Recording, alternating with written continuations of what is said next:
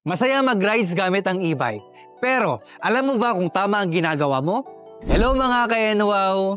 Alam nyo ba na ang e-bike ay life changer? Pero, huwag nating kalimutan na may tamang paraan para i-enjoy ito ng safe at walang hassle. Tara, sabay tayo sa do's and don'ts ng e-bike. Suotin ang helmet, safety first. I-check ang battery, huwag malulobat sa daan. Sumunod sa traffic rules.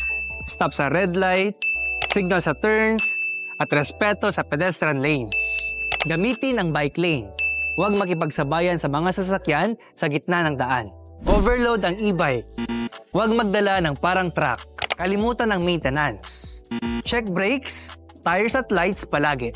Mag-ride sa sidewalk. Hindi lang siya bawal. Delikado pa.